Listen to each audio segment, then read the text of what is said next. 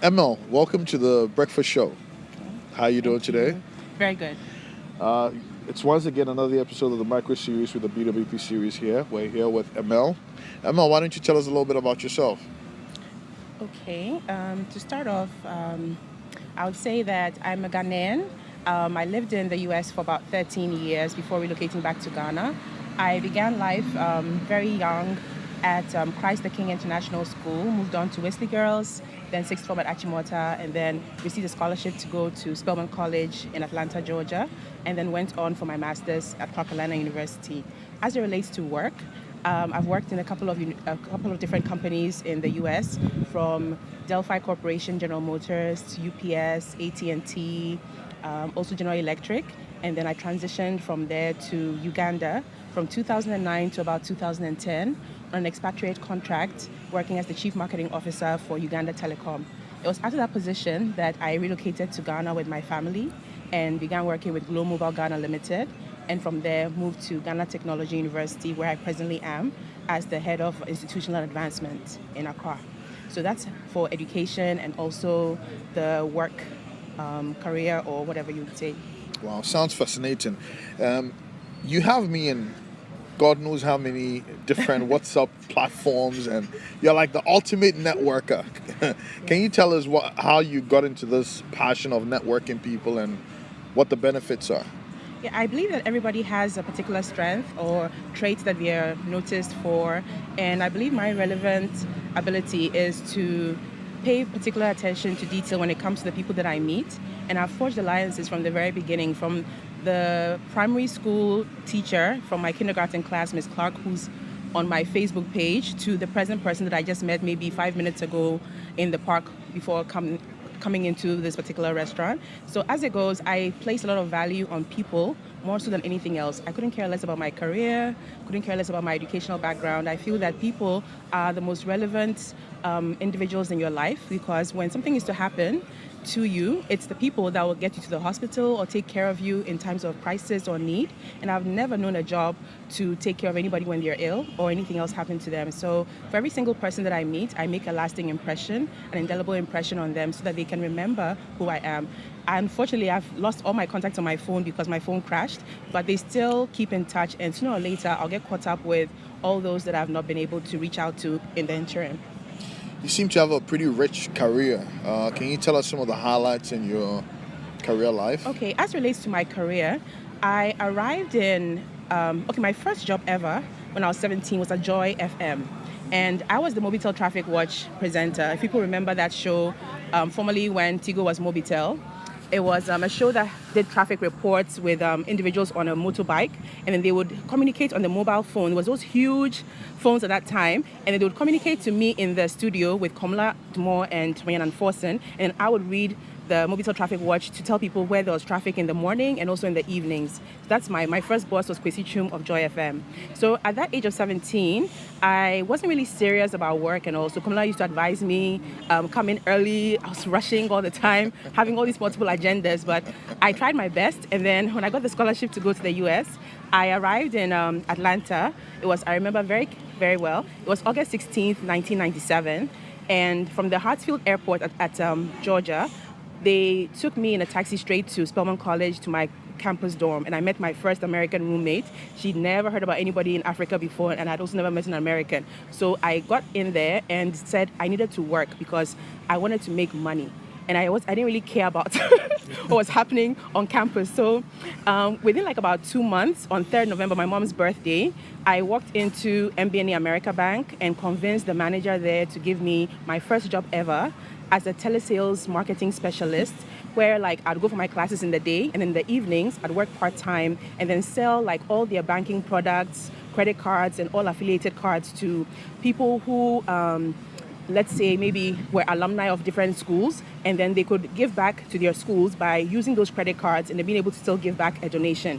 So MBNA America Bank was my first ever job in America, and that was 97. So from there, it was a part-time position, and what happened was we all had to work whilst going to school. So the company relocated and closed down its offices in Atlanta back to their corporate office, and we all lost our jobs. So with that particular experience, the first one that I had, I was able to look in all the papers continuously, daily, till I got Bell South Mobility to interview me. And the lady was like, why would we hire you as a customer service person when you've only worked in one company before? And I was like, oh, because I do all these fancy things on campus and extracurricular activities and all, and I really have a lot to offer. And I convinced her to give me a position as a night shift. It was from 11 p.m. at night to 7 a.m. in the morning that I would work the customer service role and then go to school for my classes in the daytime. So that was Bell South Mobility that became AT&T.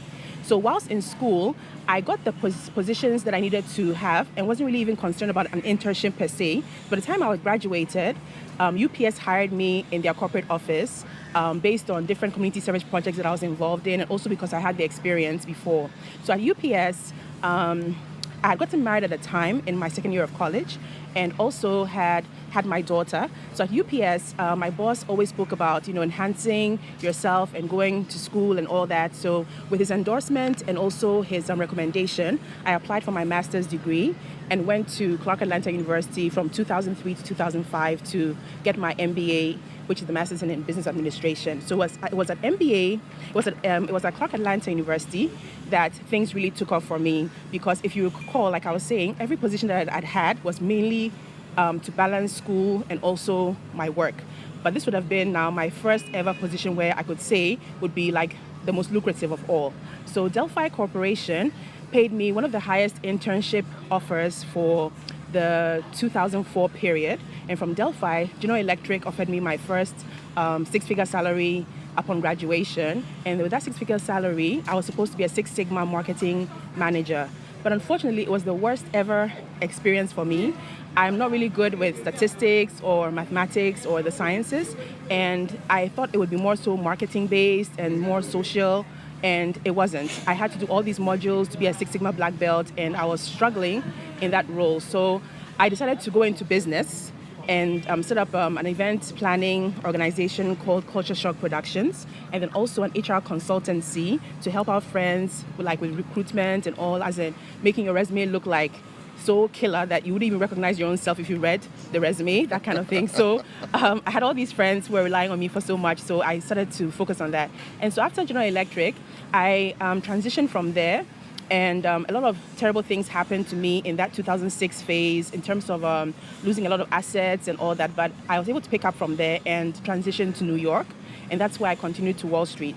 So that company, Bear Stearns, actually they actually crumbled during the financial meltdown in New York, if you recall, at that period in time. So I was able to successfully get into Ebony magazine and was featured in several different documentations and publications because, of course, I'm from Ghana and it was all happening in the US. So I remember very carefully, and this is where I want to really let this part stand out. People don't really believe in all these websites that advertise positions and all that. They don't really have much hope unless they believe that someone else introduces them. But I stumbled upon this website called findajobinafrica.com. It still exists to this day.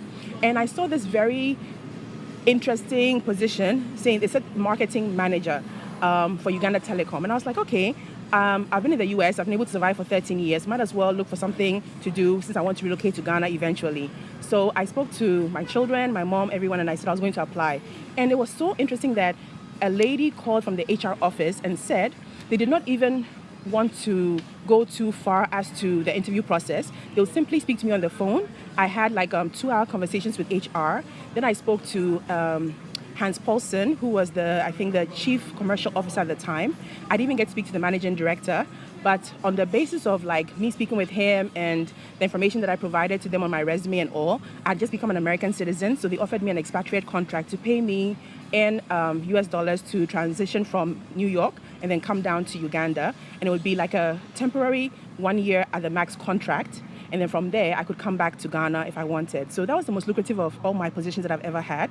Because once I got there, I immediately was given the title of director. And then from there, I got to C-level and became the chief marketing officer for Uganda Telecom. And my staff really remember me, and I'm very close to them. I keep in touch with them all over the place. And I made several friends. There's a particular person on our platform called Charlotte Kemikisha. She used to work for Uganda Telecom. So I remember I saw her on Facebook and I asked her, I'm coming to Uganda. I've never been to this country before. They won't even let me interview in the country before coming. They've already given me the job. what is Kampala all about? And so she told me about the company. She was a bit surprised, but by the time I got there, she transitioned to Umeme, which is like equivalent of our ECG here. So now from Uganda Telecom, from there, I came to Ghana and then began at Glow Mobile Ghana Limited. And I worked, of course, with all the staff on the Glow team for George Anda, who was the COO at the point in time. And then I decided that in terms of, I got very ill after Glow. And so I said I needed a position that would appreciate what I have to offer in terms of my networking abilities and also my contacts, but still not be too pressurizing in the corporate arena. That would allow for me to balance my personal life with also my professional life. So I decided to just look at the universities and education as a whole, because I'm very, very much focused in terms of the arts and all. And Ghana Technology University, formerly Ghana Telecom University, was the best offer that I received at a point in time. The president was phenomenal. When I even met him, I was not feeling well. He waited for me to be released from the hospital before I actually began work. And he had so much faith in my capabilities, and I just don't ever want to disappoint him because of how much faith he had in me at the time. So I joined Ghana Telecom University, which is now Ghana Technology University, and that's where I am presently in senior administration, not on the faculty side, but in the administration, where it's like if you come to the school at the executive office of the president, my office is right there before you walk into the president's area. So that's, I guess, a summary or everything in cap as it relates to my career. Wow, that's somebody I think I'll probably have to meet at some point. This president of your kind school.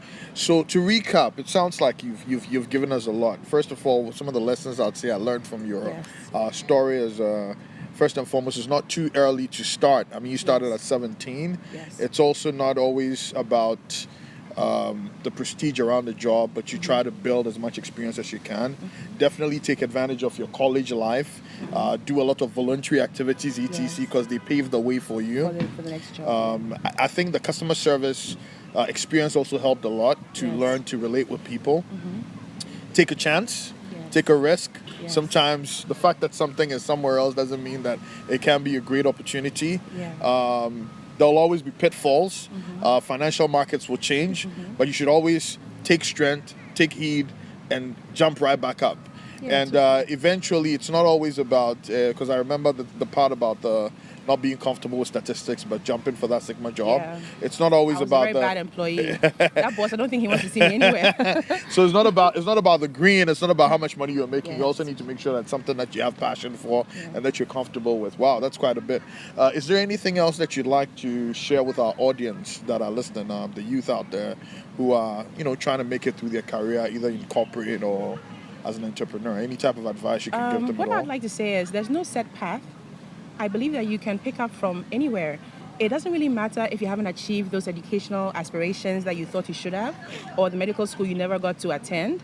I don't think it has anything or any relevance as to who you can be in the future.